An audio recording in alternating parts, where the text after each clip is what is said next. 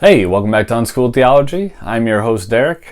Before we start here real quick, be sure to subscribe, like, review, all those things, or send us an email, unschooledtheology@protonmail.com. Today, we are continuing our sort of wrap-up of the story of creation, or I'm sorry, the story of the Garden of Eden. And today, we're actually going to look at that story of the Garden of Eden and see how, in some ways, interestingly, the story of Genesis 1, the story of creation, it is repeated in a way in there.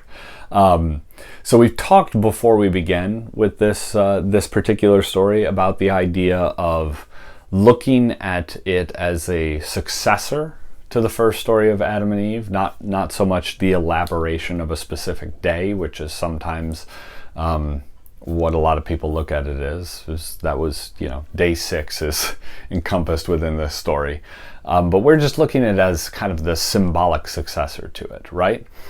To that end, though, it's something of a mirror of that first story. We'll see some of the symbolic elements repeated. However, it is lacking in one very key element, and that's interesting and important, I think. We see it in its lacking. So if we look at the story of Genesis 1 and each of them here, I want to symbolically, we're going to follow sort of the pattern of Genesis 1 and show how it's repeated in here, and then go back and look at what's lacking in all of that, right? So what we see is we actually see the separation of waters, right? The spiritual and material are distinct. And in Genesis 1, we get a very explicit description of them being separated. And in Genesis 2 and 3 here, we see the idea of rain not yet falling on the earth, right? The idea that the spiritual and material are not yet intermingling. And that is because humanity is necessary for the waters to work properly. If humanity is not present, the spiritual and material can't mix. And if they do, it causes chaos, right? That being formless and void and chaotic that we saw back in Genesis 1. So they find their purpose in man, right? And then in Genesis 1, the land emerges from the waters, right? Here, though, we see something a little bit different, where we see the waters dividing the land, with the 4 rivers finding a source in Eden proper, and then separating in the garden. So it's actually the waters dividing the land. So it's, again, a little bit of a mirror image of that.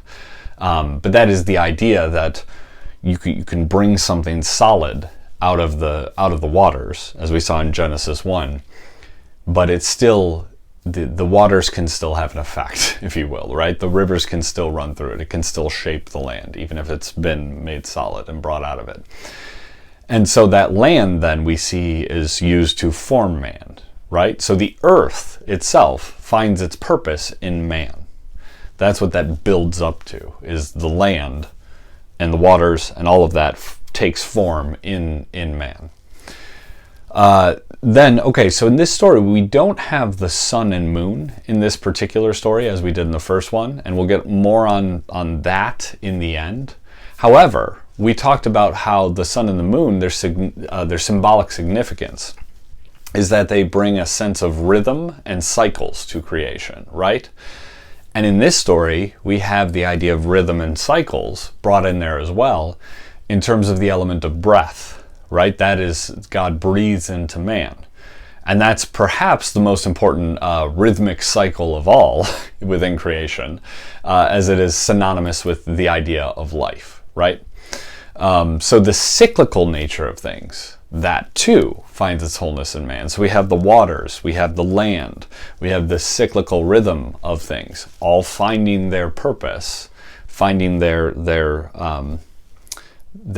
completion, their pinnacle in man, right? And so then we also see the creation of a garden, right? And in that garden, we find a parallel with the creation of plants, which is what came next in Genesis 1.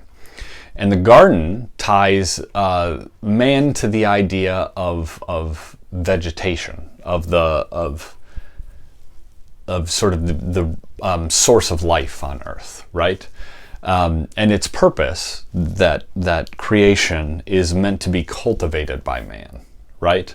We are meant to cultivate that sort of source of life on earth. Because even those of us who eat animals, those animals, they survive by eating plants. So the source of life on earth is the plants.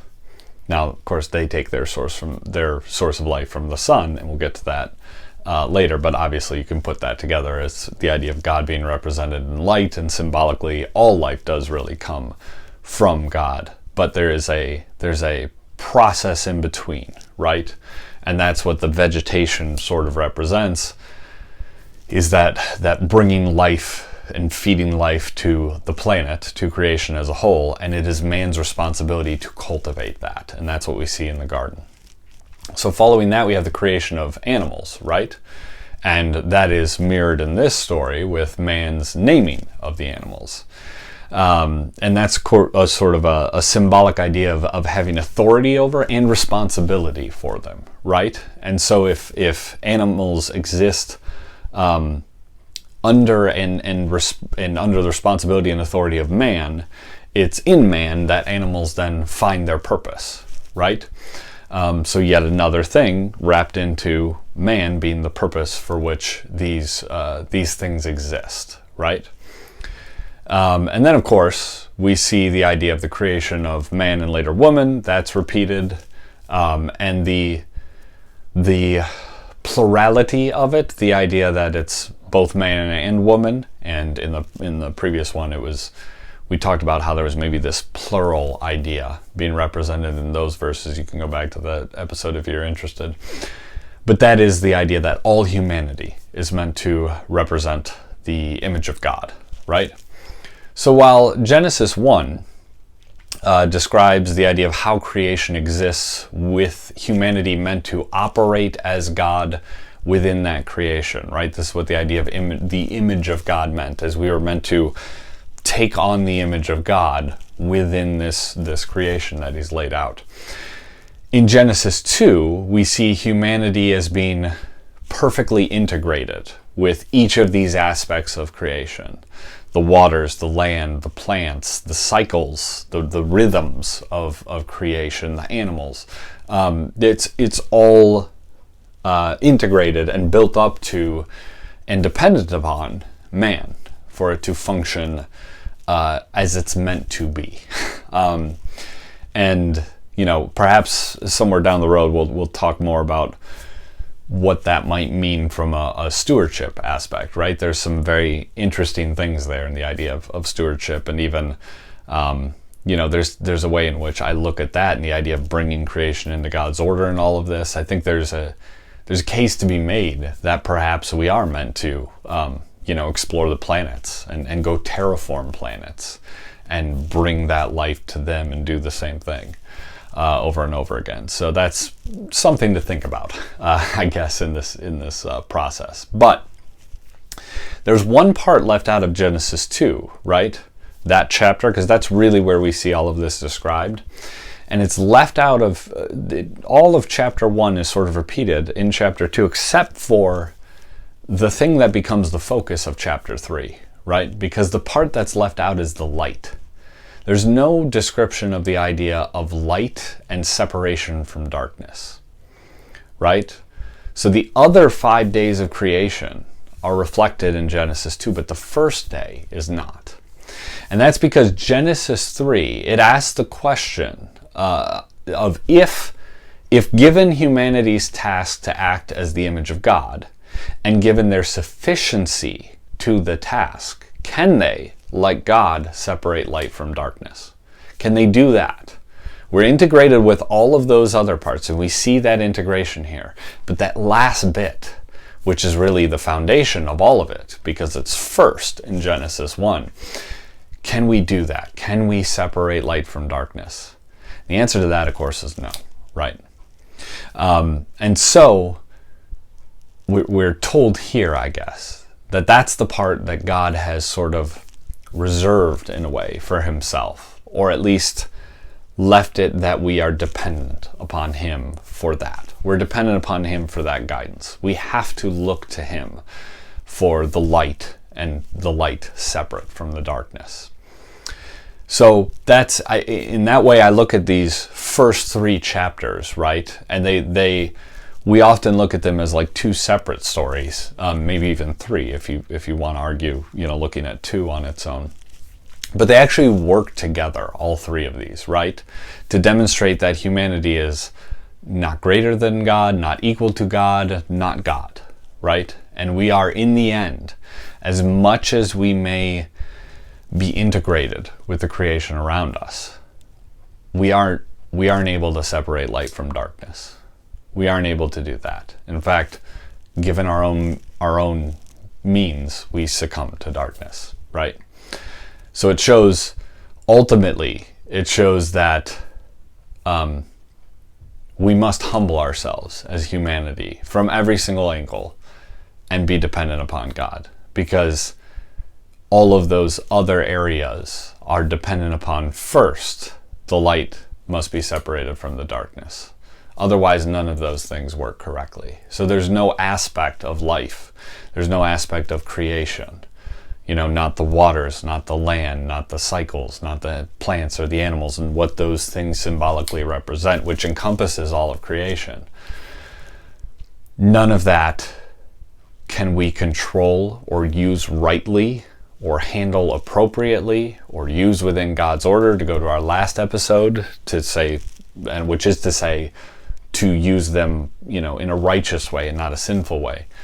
None of that can be done without looking to God for guidance. And so that's what I think, if we look at these 3 chapters as a whole, that's really what it all culminates in and builds up together as, is our dependence upon God, our dependence upon the light. So, all right, that's something to chew on, and this is something I'm sure over time on the Unschooled Theology website, which, if it's not set up by now, will be soon. One day I'll have some articles on this stuff as well, to elaborate it a little more and get into more detail on each of these things. So, but until then, please like, subscribe, review, and shoot us an email, unschooledtheology@protonmail.com. Check us out wherever you can, and we'll have one more last show on this particular story. Even though this show, I think, really was a culmination of the ideas. There's a book that was out recently, I mentioned it before, that I just have a quick response to, thoughts on, and so we'll talk about that next episode. It just slots in here well, since we're talking about the story of Adam and Eve and man and woman and the Garden of Eden anyways. So we'll do that next time. Thanks.